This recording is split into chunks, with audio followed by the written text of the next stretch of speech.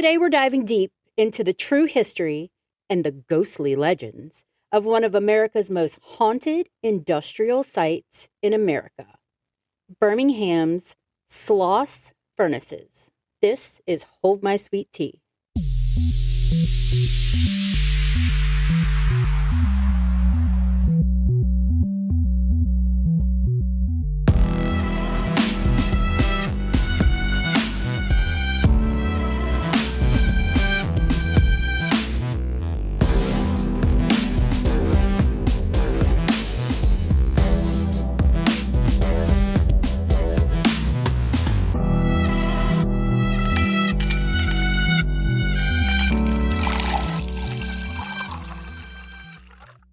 Hey everybody, I'm Holly.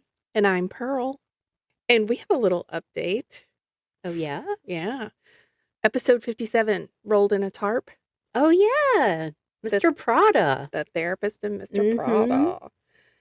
So it's been just over a year since the body of mental health therapist Dr. William Abram was found on the side of the road. Yeah. And then the famous TikToker, Mr. Prada, as you said, was arrested and charged with first-degree murder. Now, they are setting a sanity hearing. Really? A sanity hearing? Yeah, so he was set for court Uh-huh. on the 8th of October. Like we said, we have a bunch of things that have October dates, like Yes. Morgan Bauer, that Caitlin Goebel. Yeah. That we're waiting on. Tara Baker. Yep. Waiting on All that those. one. Like, so there's just a bunch of little tidbitties coming out. And so he went to court on the 8th, and now they've set a sanity hearing for January 28th of 2026. Okay.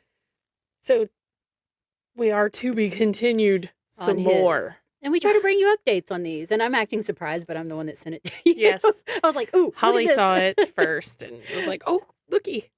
And so I literally went and made sure that any of our other ones, like I went and looked and made sure nobody else had an update. Yeah. After you sent me that, I was like, oh, let me check these two real quick just to be sure. Because I wasn't sure exactly what dates everybody has court. Right. So. And then, what's her name that's getting the death penalty? Yeah. Yeah. There was a post on her and there was a ton of misinformation in the comments. Oh my God, tons. So much. Facebook is deadly. Yeah. So you guys it's careful. People's opinions. Yeah, be careful what you read on Facebook and then try to spread to somewhere else, because there was so much stuff. Oh yeah. That was wrong.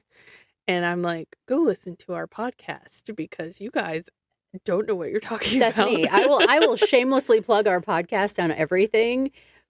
When Ed Gein's Monster came out on Netflix, I'm like, yeah, you can go listen to the whole story on our podcast, holdmysweettea.com. I was like, true story. Please go listen to us, follow us, do all the things. Yeah. So, and I think after that, we actually gained a follower. We did. And on YouTube. Yeah, we gained some YouTube. Yeah, we're at 81. Woo! As of I'm this so morning. excited. So. And that's like a lot it's growing to get people slow, to, yeah, it is. But in the grand scheme of things, you look at how many followers are on so many other people's pages and you're like, oh, 81 ain't crap. But 81 is still a lot of people. It's still a lot of people, yeah, that are like watching our stuff. Those are 81 people who don't know us. Yeah, who have subscribed. Well, maybe some of them know us. We probably have like 5 that actually know us. Literally. Like our friends. Whatever. But I was just like, I say our friends because. And then some of your family. Mine are horrible. Yeah. My mama listens. Yeah. All the time. My family's like all on it. Your family's all on it. My kids used to listen, don't. I'll go, do you listen to my podcast? No. My brother listens. Yeah. Chicken Voldemort. My son, I'll be like, did you listen to my episode? I'm not really into podcasts. I'm like, oh my God, support your mother. Until 5 minutes later, and he is. Right. My dad, I'm like, did you guys subscribe to my podcast? Because they like watch YouTube TV all the time and stuff. And I'm like, you're like right there. You're there. You can just listen. I was like, my mother, who can't hardly talk, listens to mine all the time. Get with it, Dad. Gosh. Shaming my dad today. Right. Rooster Voldemort. Right. Spawn point. Right, there we go. That's what Aiden used to call me. Like in his phone, he had me saved as Spawn point. Spawn point. And then I just put him in my phone as Spawn. Spawn number 1. So I apologize today if I sound like Sid the Sloth, because we're doing the Sloss Furnaces today. Yeah, that's a tough one to say over and over again. I can say gloss. Like, that's easy, but when you put an S in front of it, slosh. So that's what happens. Sid might be making an appearance today. And y'all are just going to roll with it. That's right. Because we're not cutting it. Nope. We're keeping it. We're keeping it. You better like this podcast. Right. Enjoy the slosh. The slosh. So I'm gonna set up a little scene for you, because we need to get into this place and know what it is. It's creepy. So picture this. I'm gonna go dramatic. It's the dead of night in Birmingham, Alabama. The year 1906. The air is thick with smoke and fire as men labor inside a massive iron furnace. Okay, I'll cut the voice now. I was trying to be dramatic. But temperatures climb past 100 degrees, even in the middle of winter. Molten metal, like that you've seen, I'm sure everybody's seen like metal being poured and stuff, like any superhero movie. There's the molten lava metal. It's like red and orange, and it's like going into the molds. And I even put in here, and they're sweating even though it's snowing outside. Exactly. And it's going through these molds, and it looks like the veins of hell itself, and it's like very crazy looking. And then over the roar of like the blasting furnace, you hear a scream. A foreman named James Wormwood, and they called him Slag. That was his nickname. So we'll probably just like roll with Slag and Sloth in here. So Slag, he slips, or maybe he was pushed. Nobody knows. But his body hits the molten iron, and in an instant, he's gone. No trace left, just steam, just silence. And yet, they say he never really left Sloss Furnaces. Dun, dun, dun. So, to understand why Sloss Furnaces is such a terrifying place, we got to start with its history. So, it was built in 1881 by Colonel James Withers Sloss. Oh, it's his last name? Yes. Wow. Withers. It became the beating heart of Birmingham, Alabama, also known as the Magic City. Why magic? Well, let me tell you. This is going to be like a crazy, spooky one, but also funny. Because this little town, founded after the Civil War, grew almost overnight thanks to the iron industry. Sloss burned Birmingham into the steel capital of the South. And I really never knew that. Yeah. Wow. Because you think of like steel, you think of up north. Yeah. The Steelers. Not here. All of that. But in the South, they actually had a steel plant, and that kind of grew Birmingham into what it is.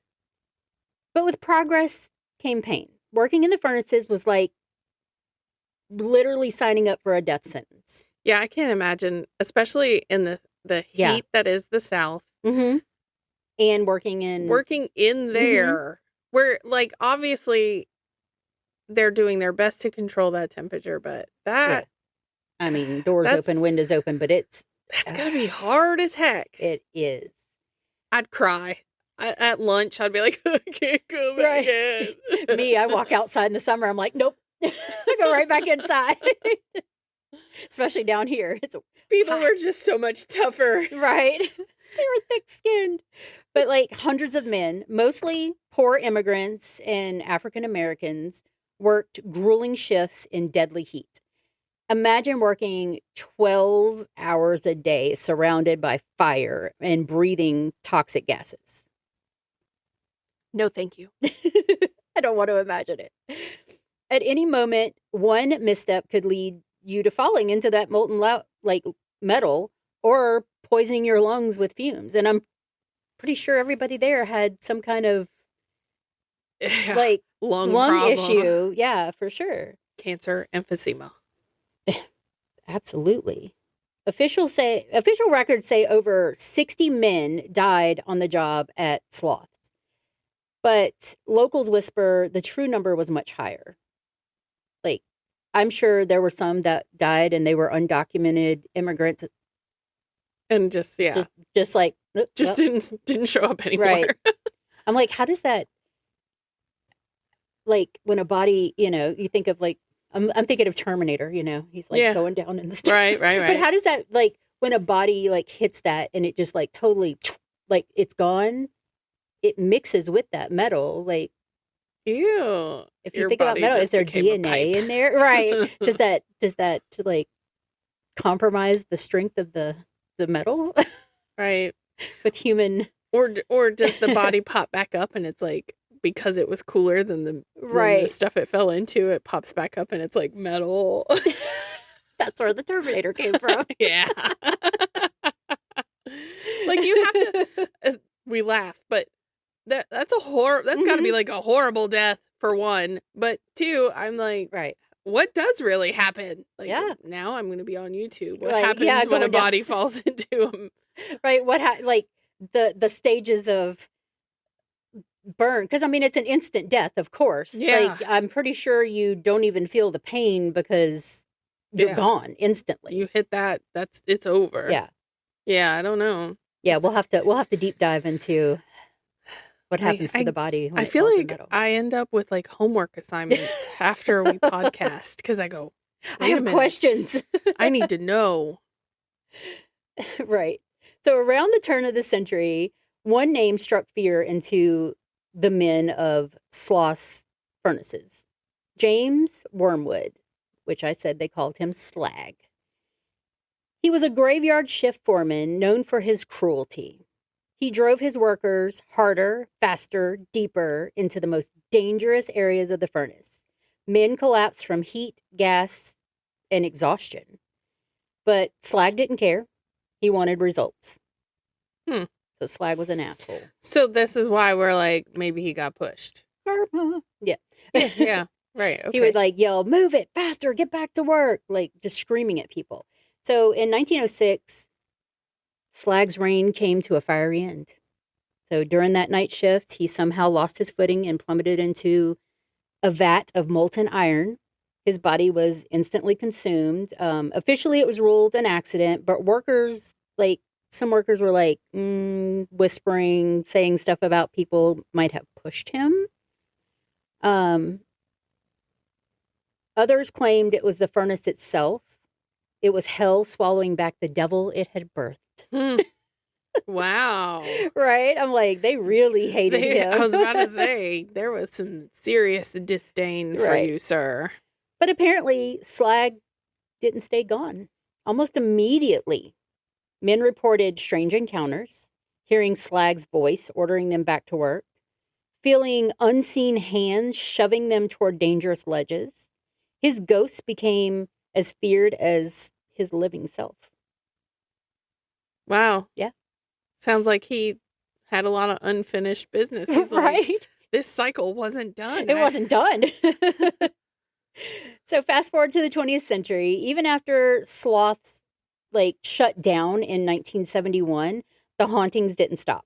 Night watchmen, visitors, even police officers reported strange things. One guard in the 1970s swore he saw a man on fire wandering the grounds. That'd be really cool to see. Cool and creepy. Oh my gosh, I'm probably not sleeping. And be sitting out there watching. Right. And then a lot of paranormal investigators have flocked to the furnaces for decades. Shows like Ghost Adventures, Ghost Hunters call it one of the most haunted places in America. Mm-hmm. They recorded disembodied voices, footsteps, sudden blast of cold air, which is like crazy. They're not running anymore, but still, I'm like, you get blast of cold air, shadowy figures lurking in the catwalks up top. Some investigators claim they've even been shoved or scratched. Ooh. Yeah. I wonder what else is there. I don't know. Because, I mean, he's not the only person that died there. So there's got to be a lot of disembodied voices and things going on. So, but they say, but like, the scratchy thing always makes me go, what else is there? Like, what kind of, it must be like Slag himself. But visitors also describe the same thing, the stern voice barking, get back to work. Like, they'll hear it. But, like, here's the thing. We can't forget that behind the ghost stories are real people. Men died here in horrible ways for pennies a day. Like, they didn't get paid much at all for doing that. And I think that translates into today. We still make pennies a day compared to they make. And we do a lot of work. Right.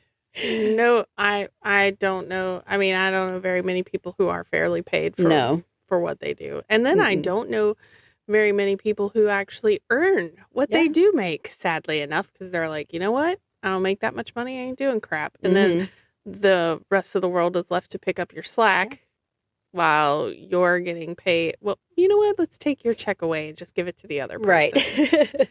Then maybe it'll seem a little more fair. Right. You have 2 jobs to do and you didn't get a raise. I mean, I kind of have that problem. We have multiple jobs. But, you know, like I said, it could be like the collective like unrest of all those workers trapped in this place that they never got to escape. And in the South, we have a tradition of treating haunted places as more than just curiosities. They're warnings. They're reminders of what happens when greed outweighs humanity. This place is like now pretty much just like a graveyard of industry. Like, what happened in Birmingham? I feel like it's one of those things like everybody wants to keep going and seeing and checking out, but like how dangerous is it for people now? Because it's got to be falling apart something serious. I'm glad you asked that, because today Sloss Furnaces is a national historic landmark. Yep. You can tour it in the daylight, learn about the iron industry, and see furnaces up close. But at night, especially around Halloween, it transforms. Every October, I was like, we might need to drive to Birmingham. Sloth runs one of the scariest haunted house attractions in the country. That's crazy. Using the real factory as the backdrop, thousands of people come to be terrified, sometimes by actors, sometimes by real ghosts. That's fun. I was like, we might need to take a trip to Birmingham. It's not that far. It really isn't. And go to the haunted house. I was like, that would be so cool. That's like a day. We go there, eat some dinner, go to the haunted house, drive home. Throw up our dinner, and then come back. I was like, that would be a good idea, I think. Yeah, that would be cool. And I know my daughter wants to go to our local haunted house, but I'm like, maybe we not. should just go to Birmingham. Right. How far is Lambert's from there? Oh, we could go get some throwed rolls. We could. Look, we're over here talking about food and haunted houses. It's the best thing ever. So we like to eat and get scared. Do you think that James, Wormwood, Slag, is really like cursed to walk the furnaces forever? Why not, if he was that big of a DC? And then are the voices and shadows just echoes of the suffering that happened there? Either way, like, it remains one of the South's most chilling reminders that sometimes the past doesn't stay buried or burned. So, yeah, if you ever find yourself in Birmingham, take a walk through the furnaces at night. But don't be surprised if you hear someone behind you growl, "Get back to work." And you should get back to work. Well, that's good to know that they're taking care of the place then. Yes. Cool. And I was saving the haunted house part for last. I was like, ooh, because I know you were going to be like, yes. Yeah. But I mean, they use it as the backdrop, so you're not actually in there. Yeah. But it's like right out there on the ground area. But that's got to make it extra creepy. creepier. Yeah. And I'll, when I do the video and everything, I'll put pictures. It's a really cool looking place. Mm-hmm. And they do keep it up because it is a landmark and everything, a national historic landmark. Mm-hmm. And you can tour it by the day. So it'd be cool to go tour. Yeah, maybe during the day, during the day, and then go do the eat, haunted house. then go to the haunted house, and then throw up. I have zero plans to throw up. Holly. Same. We'll just take some anti-nausea. There we go. But yeah, it would be really neat. Yeah, Little because you think of all the scare actors and stuff. They're going to be like industrial workers. Like that would be a different type of haunted house. I am the worst person to send through a haunted house. Why is that? Because it's harder to, like, the jump scare stuff scares the crap out of me. Oh, but yeah, otherwise, same. it's really hard to scare me. Mm-hmm. Like, really hard to scare me. The jump scare stuff it catches me every once in a while. Mm-hmm. But, like, if it's very noticeable that wall's going to drop, it doesn't work for me. It's very, like, something's going to be around that corner. So you're like, Yeah. So I pretend to be scared for the people around me. Yeah. You're like, but I'm really not. But I remember my one experience at the 13th gate where I ruined it for everyone that was around me. Somebody got scared. They had like a whole section and it was Anubis. Oh, and so I the wall was covered in like sand. So the wall is basically like freaking sandpaper. And somebody ran from the stuff right before that and bumped into me and pushed me into the wall, and my arm slid on the sandpaper. So I had this monstrous scrape. Oh, no. That was bleeding. And so I wave at Anubis, who's on stilts. Right. It was cool. It was cool. It was like really, really cool. They did a good job. To the next scare girl who was right outside the door, dressed as like some Egyptian ghost evil chick, whatever. And I'm like, I am so sorry, but I have to stop you. I am bleeding everywhere. Right. Do you guys have a first aid kit? This is a real horror. Yes. And she's like, oh my gosh. Yeah. And took me back behind the little wall. You might want to sand the sandpaper wall down. Yeah. I was like, there's blood on the sandpaper wall. Right. There's real blood on that wall. Yeah. So. Yeah. If you're ever in Louisiana, Baton Rouge, go to the 13th gate. Yeah. It's awesome. So worth it. Yeah. Like, it's worth the money you pay. Now, the line is long as all get out. So if you don't want to, I'm going to tell you can pay to get in faster, but even that line is long. Yeah. And it's literally, if you go on any thing where they're like, oh, the scariest haunted houses in America, it's always on that list. It's been number one a lot of times, but like it's on that list and it is so good. And they've added to it. I don't know how they are closed by the time the sun comes up, to be honest. Like, there's so many people. The line just like wraps around. It's ridiculous. Yeah. But no, she did a really good job.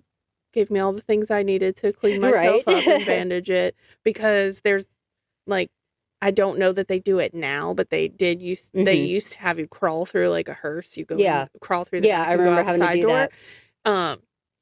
And I was like, I can't crawl through a hearse like this for sure, because I'm like bleeding everywhere. Right. There's got to be an escape door here somewhere. Yeah. And I was like, I don't want to leave. I'm like paid money. I want to finish. But so luckily they had everything I needed to clean up, and she was like, do you need Tylenol? And I'm like, no, it's fine. I'm not worried about it hurting. I just need to stop bleeding. Yeah. I just need to clean the sand out, wrap this sucker up so we can keep going. I think the only thing that really scared me in the 13th gate, like really hardcore, was the train. Yeah. The train coming at me, that was scary, and it's an experience. But they've added new stuff. They've added like the vampire stuff. They've added the whole like New Orleans graveyard. Yeah, and I was going to say the graveyard thing's really cool. And like lots of stuff. And their scare actors are like top notch. Oh yeah, and I'm sure those people come, like they get people who stay. Yeah. And then, there's the mortuary here in New Orleans. That one's terrifying as well. And it is an actual old mortuary. I want to go to that thing that's like the part, like, what is it? I saw it. You can go through it. It's part escape room, part haunted house, part one. Yeah. Part, what is that, dinner theater type stuff? Yeah. It's like all of that in one. mixed into one thing. Yep. I was like, oh. And then they have the haunted house in City Park too. That one's more family friendly, but it's still a little scary. I've been to that one. And I don't think they do House of Shock anymore, do they? I'm not sure. Yeah, I haven't seen anything advertised for that. But that one was started by Phil Anselmo and Rob Zombie. They did that one, and it was always scary because they did the freak show on the outside with like the people being pierced and hung from their piercings, and they had bands and stuff playing, and then you go through the thing, and it was like, oh my God. 10,000 years ago that went through that one. It was scary, and they touch you. The last time I heard anything about it was before COVID. Yeah. And I think they've just shut it down since I haven't then. heard anything I think there was a lot of liabilities because they do touch you in that one, and it's scary. And like I said, it's been like a million years ago, but I went like long time ago, and it was very scary. Yeah. But yeah, I mean, if you ever find yourself in Birmingham, especially during October, go for the haunted house. But anytime, go see the Sloss Furnaces and take the tour. Learn some history. I can only imagine it's probably like Alcatraz, Yeah. It's going to be scary. Yeah, and I know just that whole place has got to make a lot of noise. Oh, yeah. Like creepy, cranky noises. Yeah. Yep. Absolutely. So we're gonna adds to the effect. We're gonna put that on our bucket list trip, our podcast bucket list trip. Yeah. One day when our podcast takes off and we start monetizing from it, and we can like put our vacation bucket list money aside, we'll go. Yeah. Yeah. Right now, I'm spending all my bucks. Right. Getting this out. Yep. But yeah, it's cool. And you know what else is cool? Patty Salzada. She is. And she made our really cool theme music. Yes, absolutely. And, we want messages. We always want. We're beggars for messages. Yes. So weird. And if you have a haunted house in your state or country, because we have somebody in Emirates. Like, I'm like, is it Abu Dhabi? Is it Dubai? Where are you at? Tell us. Yeah. I want to know. Or, one of those. I can't ever read that without everybody in there. Am I right? Am I right? Yeah. Emirates. Am I right? United Arab Emirates. So I was like, ooh, who is it? But if you have a haunted house in your area, or like you come from an area where they don't do haunted houses and you're like, bro, why? Yeah. Like, let us know. Tell us about your haunted house in your area. We want to know. For sure. Because we've got like a couple messages on our Facebook, and I'm like, oh, yay. People like send us some little messages. My friend Kimmy, she, commented on a meme I posted about being overstimulated and going to have to go watch some, serial killers. Right. and relax. To calm down. To calm down. She's like literally me right now. Yeah. And our listener that used to be in Algiers now lives in Lake Charles. Yep. So relocated. Yeah. So she let us know that once. Once we talked about her last time. So see, we tell everybody, right? If you talk to us, right? We're going to tell about you. They're like, write us an email, and if you want us to use your name, we can. And also, since it is spooky month and spooky season, send us your spooky stories. We'll literally read them on air, on the podcast. If you write it, really well, write it like you're telling me a story. Tell us something that's happened to you that was creepy. We will spooky. read it word for word. Yeah, and credit you. Yeah, and let us know if you want us to use your name or you want us to use a fake name. Whatever you want. Whatever.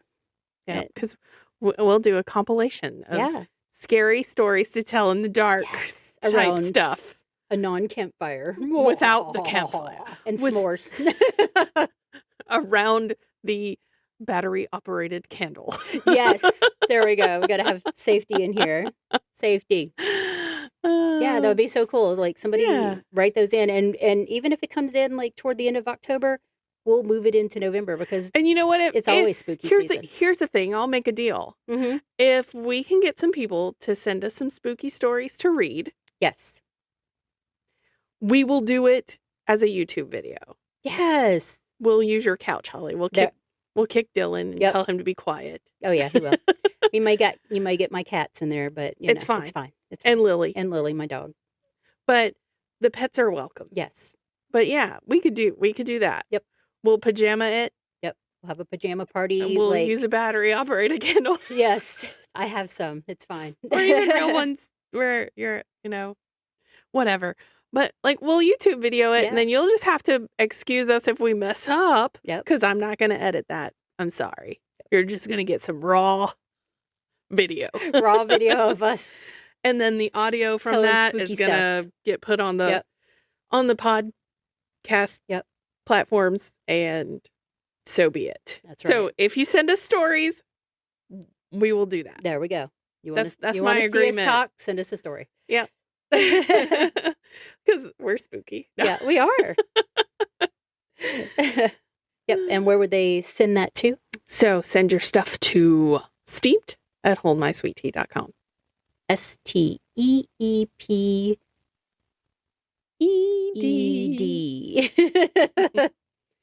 I was like, steeped. Yes. Like steep in a tea bag. That's right. Yep. And as always, Hold My Sweet Tea is a Drunken Bee production. Bzz. That was a delayed bzz. You guys stay safe out there. And like I said, if you go to any haunted houses, tell us your experiences, write us something, do something. We beg you. And remember, just because we're dipping doesn't mean you can't keep sipping. Bye. You better send it.